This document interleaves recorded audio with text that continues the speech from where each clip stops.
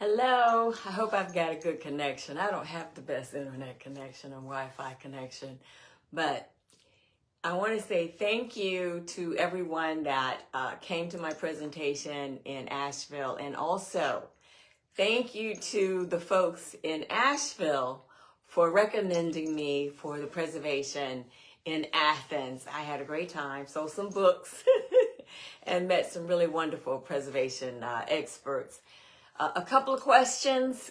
I know I don't go on live very often, so if you see this later, let me know. I have made some progress with my third book. My third book is called Echoes of Descendants, and that's what I wanted to share with you, some of the progress that I've made with that third paperback that highlights local history, my hometown, Statesville, North Carolina. My name is Dr. Lisa Moser, and you may have heard that I have two publications, and they both focus on saving endangered landmarks in my hometown, Statesville, North Carolina. The first book, got to get this commercial in, Weathering Preservation. These books are available online as well as when I do my presentations, which supports my advocacy. So thank you very much. I am an independent writer and independent publisher as well. My second book is more about policy, North Carolina preservation policy to be specific, but it also does focus on some genealogy practices, which is very good if you are just beginning to write your family's genealogy, your family's history.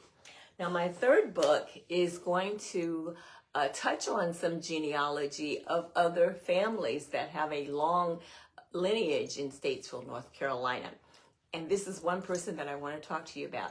On September the 16th, I posted with a photo of the Lloyd family.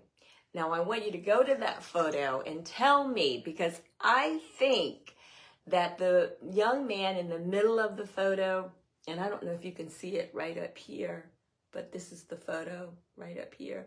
If you go to September the 16th, you'll see that I posted this photo and I posted this comment, because this is a historical figure. Originally, he's from Salisbury, but he lived on Garfield Street, and he began practicing a little bit before Dr. Robert Holliday. Yes, I know, what a surprise, right? Well, this is a photo of his family, and I've not been able to confirm this photo, but I believe that this is a young Dr. Lloyd in this photo. Lord, L-O-R-D, excuse me. And I believe that it shows his two siblings, and I think he had three siblings, and his parents. Now, I'm not positive because, as you know, when you go through archives, especially for Black history, especially the late 1800s and early 1900s, because there are not that many available to me. Now, that doesn't mean people don't have them, because I'm constantly running across a photo and I'm like, huh? That wasn't there before. And so photos of our early Black history are out there. And thank you if you have a family that has made some early photos of Black history available. I really appreciate it. As an advocate, saving Black history is challenging at times. It really is. So back to my post. If you go to September the 16th, I posted about Dr. Lloyd, and I do want to share a little about you. He is going to be mentioned in my book. I can't write a whole chapter because I don't have the kind of information that would be substantial enough to share more. There are some things that I can assume, and I'll share a little of that. Dr. Lloyd, his parents both survived enslavement. His father was a skinner. Do you know what a skinner is? A skinner, that is a skill. At that time, it would have been a high-trained skill, because you dealt with animals, you dealt with very much a high expense, quantity of product, skinning the animal, taking off probably leather, but, you know, could be other materials. I don't know, fur, something like that. But his father was a skinner. So his father had a trade. And that's very important to think about as Dr. Lloyd going into medicine, because that means he would have been familiar with large animal, dissection. I'm not sure if that's the word, but, however you bring the animal to its product, to get that leather or skin or what the product was available to the customer, the clientele. And so that practice of his father's, I'm certain, must have been an influence on him. And I'd like to know what you think. Am I off track in thinking that? Or do you think that that's dead on? Because that's been an assumption. But as a writer, I try to stick with the facts. I don't mind sharing what my assumption is here. But when I publish, I'd like to know a little bit more. So I'm searching, trying to see what else I can find on the Lloyd family. As I mentioned, the family was originally from Salisbury. Both of his parents survived enslavement. He became what I believe, again, this is an assumption, but I believe he was the first African-American practitioner of medicine in Statesville. Now, that does not mean prior to him, especially during the enslavement years, that there weren't those that practiced medicine.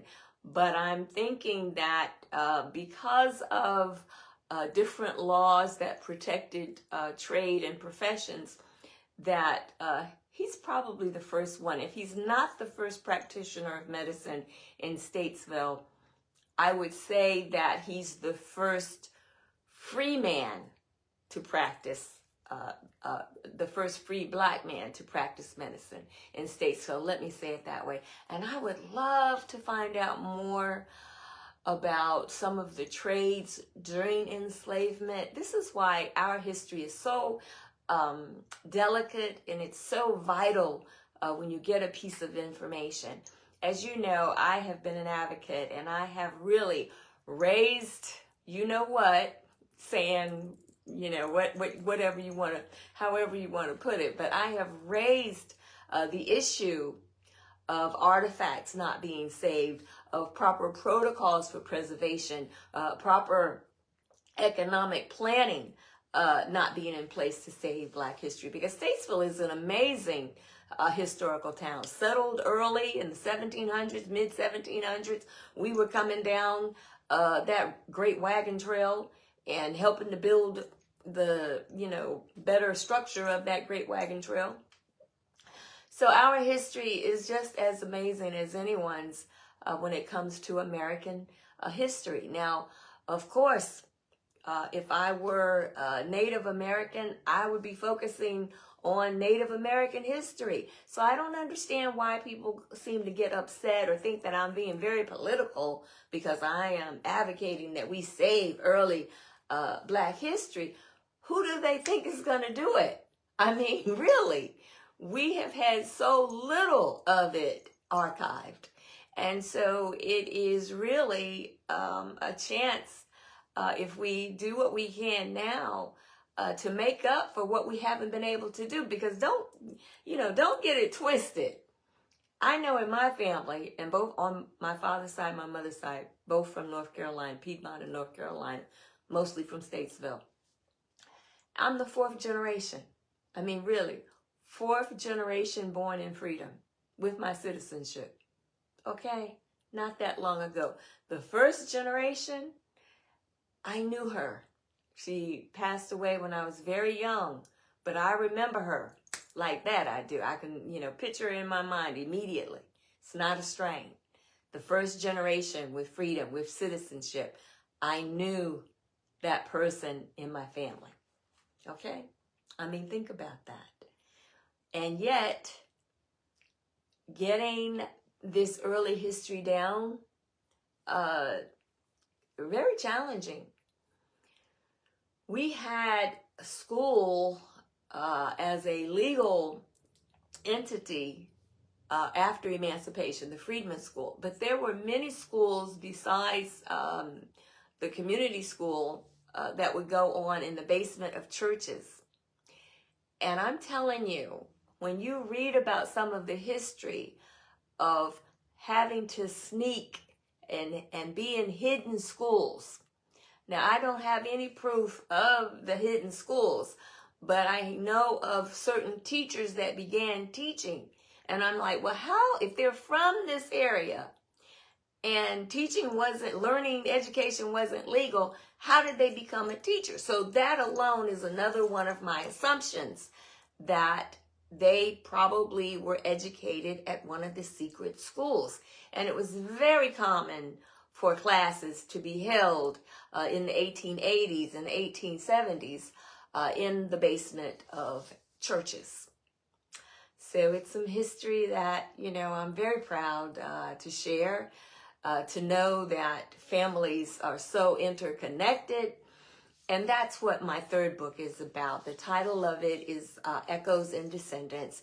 And if you know an early lineage family that you think would be perfect to highlight for this book, because I do have one family, and I'm going to also share what I know and can speculate with some clarity, with some certainty, of the Lord family that's in there. And I've got a few, fillers out there of families that I would like to include in this third paperback book. And I think it's so important for you to have an African-American voice, a Black American voice in saving a history. I hope you've done that for your family. The genealogy is so important to pass on.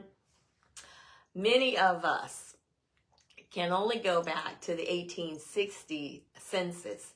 And if you can go back further than that, you are very, very special. Because I talk in my second book about some of the challenges in genealogy for African Americans, especially for those of us who are from the South. And when they say Deep South, and I don't use that, I try to emancipate my language, and you'll notice that in my writing as well, because you will never hear me say, former slave or ex-slave. We have to emancipate our language. Black people have all of the heritages of any other culture. And so, yes, the captivity, the enslavement, but slave is not an ethnicity. So my family, they were enslaved and they survived enslavement, but they are always a Black family. And I'm so grateful that I can share what I am able to share with you. And if you have a family or know of a family that you would like for me to write about and include in this next publication, please, please contact and connect with me. I would love to have another family that goes back further than 1860. That would just be so awesome. But if not, as far back as you can go, if you think that it's something substantial, a pillar in the community, an early business, a wonderful service. Speaking of services, I am going to talk a little bit more about my great mother, my paternal great-grandmother, because she is mentioned in my first book, but I don't touch on her very much, and certainly she was an anchor in the family, and I'll talk a little more about her in my third paperback book. So that's going to do it. Please look at my post from September the 16th. And if you have any knowledge of this photo, you can connect with me online. Thank you. Bye-bye.